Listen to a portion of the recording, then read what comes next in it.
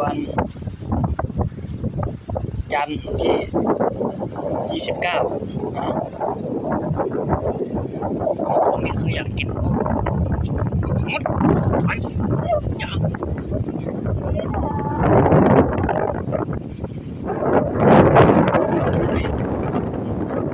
คนนี้ก็อยากเล่นน้ำทะเล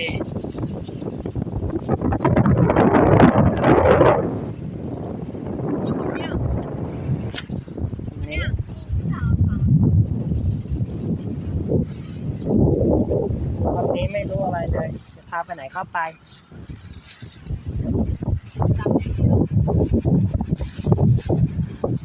บรรยากาศดวงจันทร์นะพี่น้องค่อยๆจะมีจุดบางจุดให้นักท่องเที่ยวที่อยากกางเต็นท์